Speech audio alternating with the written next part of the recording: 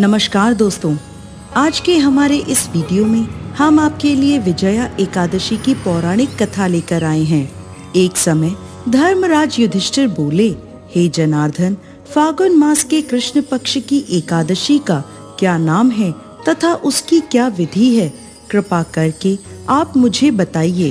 तब श्री भगवान बोले, हे राजन, फागुन मास के कृष्ण पक्ष की एकादशी का नाम विजया एकादशी है। अपने नाम के अनुसार ये बहुत ही कल्याणकारी और विजय दिलाने वाली एकादशी है। इस एकादशी की महत्ता को संसार तक पहुंचाने के लिए स्वयं भगवान श्री राम ने भी इस एकादशी का व्रत और पूजन किया था। इसके बाद से विजय और मोक्ष के लिए सांसारी लोग इस एकादशी का व्रत करने लगे। यह सब व्रतों में उत्तम व्रत है। इस विजया एकादशी के महात्म्य के श्रवण व पाठन से समस्त पाप नाश को प्राप्त हो जाते हैं। एक समय देवर्षि नारद जी ने जगत पिता ब्रह्मा जी से कहा, महाराज, आप मुझे फागुन मास के कृष्ण पक्ष की एकादशी का विधान कहिए। ब्रह्मा जी कहते हैं, हे नारद, विजया एकादशी का व्रत पुराने तथा नए पापों को नाश करने वाला है। इस विजया एकादशी की विधि मैंने आज तक किसी से भी नहीं कही। यह समस्त मनुष्यों को विजय प्रदान करती है।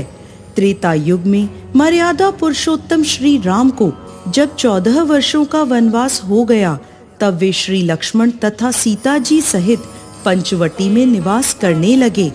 वहां पर दुष्ट रावण ने जब सीता जी का हरण किया, तब इस समाचार से श्री रामचंद्र जी तथा लक्ष्मण अत्यंत व्याकुल हुए और सीता जी की खोज में चल दिए।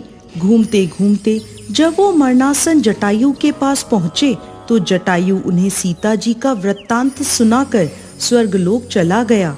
कुछ आगे जाकर उनकी सुग्रीव से मित्रता हुई और बाली का वध किया।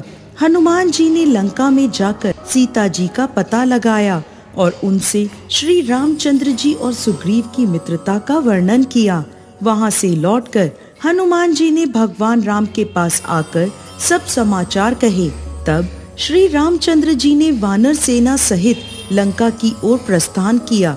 जब वह समुद्र के किनारे पहुँचे, उस अगाध समुद्र को देखकर लक्ष्मण जी से कहा कि इस समुद्र को हम किस प्रकार से पार करेंगे।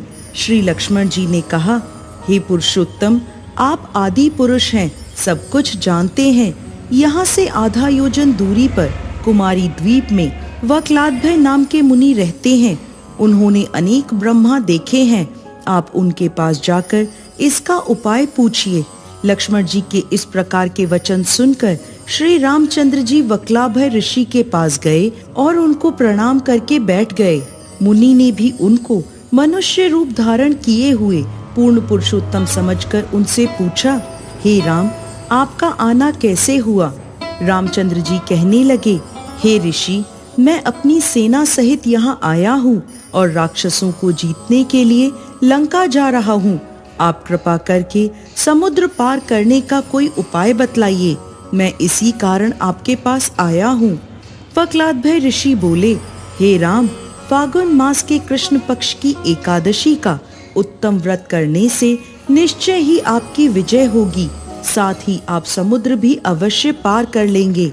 इस व्रत की विधि यह है कि दशमी के दिन स्वर्ण, चांदी, तांबा या मिट्टी का एक घड़ा बनाएं। उस घड़े को जल से भरकर तथा 5 पल्लव रख वेदिका पर स्थापित करें।